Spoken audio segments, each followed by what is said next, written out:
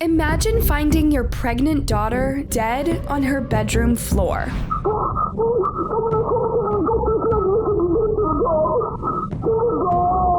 That's what Melissa Elneborg walked into. Her 20-year-old daughter, Saga, belly full with a 7-month-old boy lying there cold, a marble tabletop brushed against her throat, a lamp cord twisted around her neck. Saga had been so excited to be a mom, buying baby clothes, taking birthing classes, sharing bump photos with friends, but her boyfriend, Amin, he was busy Googling, can fetuses die from kicking? And begging other women to kick Saga's stomach. He couldn't handle telling his family about his white Christian girlfriend. So instead of manning up, he decided to solve his problem by strangling the mother of his child while she slept. 2 heartbeats silenced forever because one coward thought that murder was easier than disappointing his bigoted parents.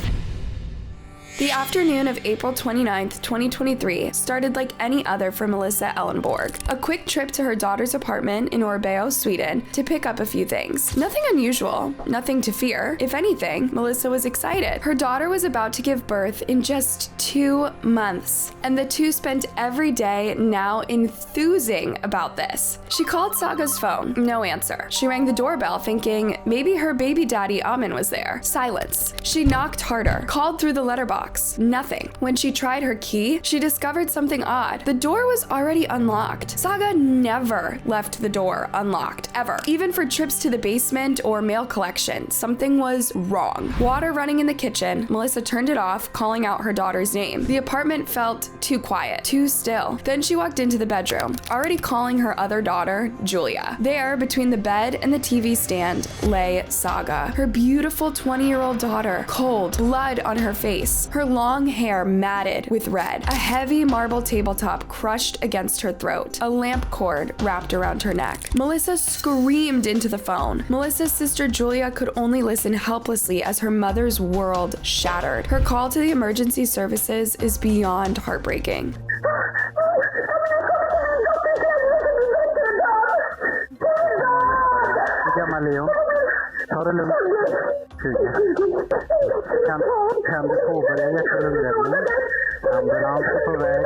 With trembling hands, Melissa lifted the 30-kilogram marble slab off of her child's body. She tried CPR, but Saga was already stiff, already cold. No heartbeat, no life.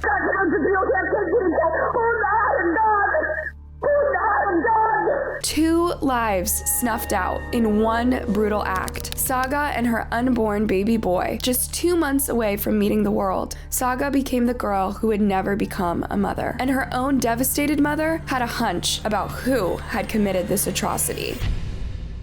Saga Elneborg had been counting down the days. June 2023, that's when her son would arrive. She was only 20 years old, but she'd embraced motherhood with open arms and an open heart. Friends described her as kind, determined, and nurturing. At 7 months pregnant, Saga glowed with anticipation. Her phone was filled with baby bump photos. Her apartment was slowly transforming with tiny clothes and nursery items. She'd been diligent too, taking prenatal classes, researching childcare, and setting up a special space in her apartment for her baby boy. Dreams of tiny fingers and first steps filled her thoughts and her phone notes. Just look at this one with the heart in the title. Despite her young age, Saga approached motherhood with maturity and responsibility. Her family stood behind her decision. Her mother, Melissa, often stayed over, helping around the house and providing the emotional support that Saga's boyfriend seemed increasingly unable to give. Because while Saga prepared for their child with joy, Muhammad Amin Ibrahim, known simply as Amin, seemed to be drowning in fear and resentment.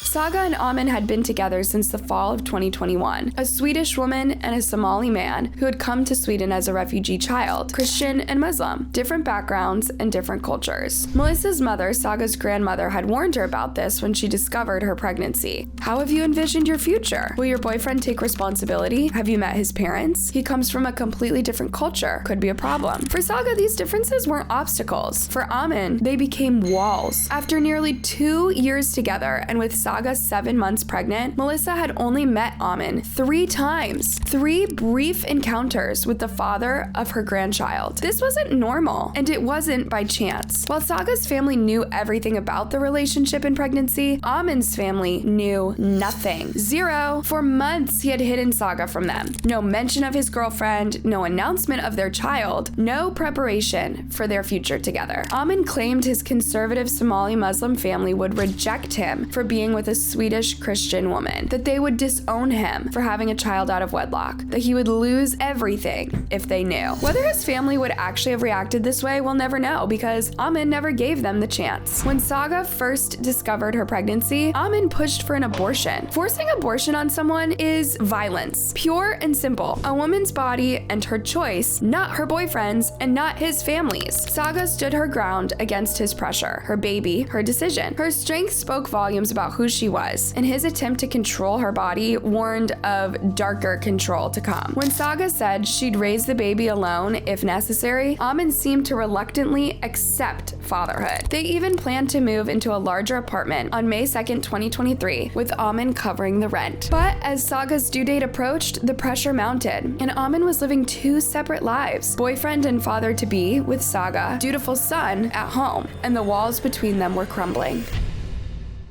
On April 28th, 2023, Saga was anxious. Tonight was the night. Amin had promised to finally tell his family everything. About her, about the baby, about their plans to move in together the following week. This wasn't the first time that Amin had promised to tell his family, far from it. He'd made the same pledge before, only to back out last minute. Empty promises and bold claims were his middle name. You see, Amin only seemed to make these grand commitments when Saga finally stood her ground, when she demanded respect. Each broken promise chipped away at her trust, but she still hoped, she still gave him one more chance to do the right thing. Saga met her mother and friends at Mocha Deli that afternoon, but she couldn't focus on the conversation. Her eyes kept darting to her phone, waiting, wondering, would Amin follow through this time? By 7:30 p.m., she couldn't take it anymore. She left early, heading back to the apartment. Amin said he'd come over around 11 p.m. after talking to his mother, who was supposed to return from work at 10 p.m. But police would later discover that Amin's mother had actually arrived home much earlier, around 3 p.m. Had he already spoken to her? Had he chickened out again? Or had this all been a lie from the start? What we do know is that between 11:13 and 11:15 p.m., Amin composed a text message to Saga. It says that he wouldn't tell his parents about her, that they wouldn't move in together, and that he couldn't lose his family. But he never sent it. Instead, as midnight approached, Saga sat alone in her apartment, messaging Amin nervously. "Just take it easy, it'll be fine, babe," she encouraged him, trying to calm his alleged nerves about the family conversation. He replied, "Feels like I can almost feel my heartbeat all the way down to my stomach." Later, he claimed to have told one person who took it in stride, but investigators found no evidence that Amin had told anyone in his family about Saga that night. At 12:53 a.m. on April 29th, Saga sent her final message, "Baby, talk to me." She would never send another. While Saga spent her final evening alive worrying about Amin's family acceptance, Amin had already decided on a different path. Phone records would later reveal that Amin's cell phone was inactive between 12:22 a.m. and 1:57 a.m., the exact window when the coroner estimated Saga's death occurred. His friend Samir tried calling him at 12:28 a.m. at Saga's request, but the call went unanswered. Most damning of all, cellular data pinned Amin's phone near Saga's apartment during these crucial hours. Not far away with friends, as he later claimed. Investigators believe Amin entered Saga's apartment using his spare key while she was asleep. The crime scenes told the story. One side of the bed had a depression, indicating Saga had been lying there, alone. There was little sign of a struggle throughout the apartment, suggesting she was caught off guard by someone she trusted. The coroner's report painted a horrific picture. Saga was strangled and suffocated, first with the lamp cord wrapped around her neck, and then with the crushing weight of the 30-kilogram marble tabletop pressed against her throat. She fought for her life for 5 to 10 excruciating minutes. 7 months pregnant, she would have struggled to get up under the weight of the marble slab, which left impressions on her neck and thigh. After killing Saga, Amin staged the scene to look like a robbery. Drawers pulled out, jewelry scattered on the floor, but nothing valuable was taken. No sign of forced entry. The charade was just as transparent as it was callous. This wasn't the first time that Amin had contemplated harming Saga and their unborn child. Text messages recovered from November 2022 revealed that Amin had asked a woman named Diana Hewson to kick Saga's belly to induce a miscarriage. Thankfully, Diana was not a monster. She even contacted Saga to let her know what Amin was up to. And that wasn't the only topic they discussed. It turns out Amin was also sleeping with Diana. Yeah, the guy who was so worried about preserving his family's honor was a cheater too. Diana's last text to Saga read, "I hope you realize your worth. You deserve better." Saga told her, "So do you." 2 days later, Saga would be dead. When Saga discovered this shocking betrayal and confronted Amin, he managed to convince her it wasn't true. Made it sound like Diana was crazy, but it gets even more sickening. On one of the searches found on Amin's phone, it read, "Can fetuses die from kicking?" These weren't actions of a man caught in a momentary rage. They were calculated moves of someone who had been contemplating violence against Saga and their unborn child for months. When the police first contacted Amin about a murder at Saga's address, his behavior immediately raised red flags. He claimed to not know the location, described it being his pregnant girlfriend's home. He remained unnervingly calm, even joking with detectives. And without even being asked about his whereabouts during the murder, he immediately volunteered that he had an alibi for the night. He insisted he hadn't seen Saga since April 27th, 2 days before she was discovered. But the evidence told a different story. Amin's DNA was found under Saga's fingernails and on her clothes. While he claimed this was from consensual contact on April 27th, forensics experts noted that Saga's meticulous hygiene habits, showering daily, washing her hands frequently, especially during her pregnancy, it was highly unlikely that his DNA would have remained on her for 2 full days. A tracking dog named Amina traced Amin's scent on the stairs near Saga's apartment door from April 29th, a scent that only remains detectable for up to 24 hours. This placed him at the scene much more recently than he claimed. Cell phone records showed Amin's phone near Saga's apartment during the estimated time of her murder, directly contradicting his alibi. Both his and his friend Amir's phones were mysteriously turned off at exactly 2:16 a.m., despite Amin still having 40% battery, suggesting one person had both phones. The morning after Saga's murder, before police had even spoken to him, Amin deleted Saga from Snapchat and erased their recent text messages and calls. The digital trail of a liar. As evidence mounted against him, Amin's story changed dramatically. Now he claims Saga might have been killed by gang members searching for drugs. He spun an elaborate tale about receiving a bag containing money and illegal items, using some of the contents, and then directing angry gang members to Saga's apartment. But this desperate fabrication collapsed under scrutiny. If Amin truly feared violent gangs, why was he living openly at his own residence? No evidence linked any illegal items to the crime scene. No DNA or forensic evidence pointed to other suspects. And Amin's own friends testified under oath that they were unaware of any gang affiliations. The footprint found in Saga's apartment that didn't match Amin's remained the lone unexplained element, but it wasn't enough to overcome the mountain of circumstantial evidence against him. On June 5th, 2024, more than a year after Saga's murder, the Swedish court delivered its verdict. Mohammed Amin Ibrahim was sentenced to life in prison for the murder of Saga Elneborg. The court declared it an honor-related crime, shaped by Amin's personal fear of ostracization and his inability to reconcile his family's cultural expectations with his relationship with Saga. The family lawyer said the murder of Saga is a cruel and ruthless murder with an honor motive. To the shock of Saga's family, Amin was not charged with the murder of their unborn child. Throughout the trial and after sentencing, Amin maintained his innocence. He claimed, "I love Saga and our common child, and have never had any thoughts, ideas, or plans to kill Saga. Violence is not in my nature." His words rang hollow against the evidence of his Google searches, his attempts to have others harm Saga's pregnancy, and the brutal manner of her death. For Saga's family, the verdict brought a measure of justice, but could never heal the wound of losing her and the grandson that they would never ever meet. She was so happy. She would move to a new apartment and start her life as a mother. This is the worst thing imaginable, Melissa said of her daughter. Another relative wrote on social media, Saga was 20 years old and longed to be a mother to her boy who was waiting in her belly. In brutal and completely inhuman ways, someone took your everything from you. They took your life and the life of your little boy.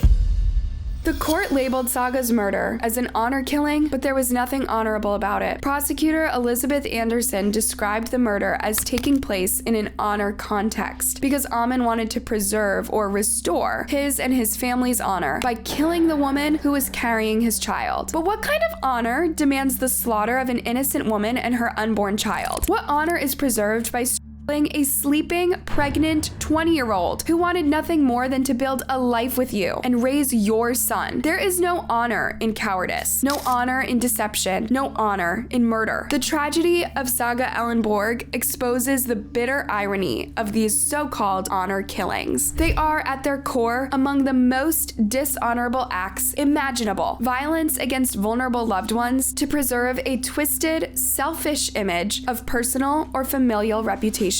Let's call it what it is, racist and hateful at its core. What kind of family honor demands racial or religious purity in relationships? What kind of twisted value system places ethnic bloodlines above human life? In 2025, this backwards thinking has no place in our world. A baby's worth isn't determined by its mixed heritage. Only hate does that. Amin's concern about bringing home a white Christian girlfriend reveals the ugly prejudice leaking beneath the surface of his family concerns. A mindset that ranks humans based on their background isn't preserving culture, it's preserving hatred. Whether Amin's family would have reacted negatively to Saga remains unknown. There is no evidence implicating them in the murder or suggesting that they influenced his actions. The fear lived entirely in Amin's mind, a fear that drove him to commit an unthinkable act rather than face potential disappointment or rejection. And it's all made even more heartbreaking by the text Saga sent him when she found out she was pregnant. Baby, they love you no matter what. You are their son. This is how she saw things. This is how she thought his family would react in the end, but he wasn't listening. Saga Elneborg never got to hold her baby boy, never got to hear his first cry or his first smile, never experienced the motherhood that she had prepared for with such joy and care. Her son never took his first breath in the world outside of his mother's womb, never felt the sunshine on his face or his grandmother's loving arms. 2 futures erased, 2 lives silenced, all because one man couldn't face his family with the truth, because he chose murder over honesty, because he valued his reputation over human life. Saga's story reminds us of the precious fragility of life and the devastating consequences when fear and cultural pressure override basic human decency. It forces us to confront uncomfortable questions about cultural assimilation, family expectations, and vulnerable positions of women caught between 2 worlds. For her family, no verdict can bring Saga back. No sentence can fill the void left by her absence and the grandson that they'll never know. But in telling her story, we can ensure that Saga Elneborg is remembered, not just for how she died, but for how she lived, with joy, with hope, and with love for the child she carried. And we remind ourselves that true honor lies not in controlling others through fear and violence, but in the outrage to live honesty, to treat others with dignity, and to cherish life in all of its forms. Saga and her son deserved that much. They deserved everything. Stories like Saga's shake us to our core. They should, but I have to ask, could her murder have been prevented? Was this really about honor, or was it just about control? Some will blame the culture, and others will blame the individual. Where do you stand? If you've made it this far, you clearly care about these tough topics, so hit that subscribe button and join our community of people who refuse to look away when others suffer. Did Amin's family bear any responsibility here, even if they never knew about Saga? Or was this entirely on him? Battle it out in the comments below. My next video exposes another case that they tried to keep hidden. Trust me, you don't want to miss it. Drop a like if you think Saga and her baby boy deserve justice.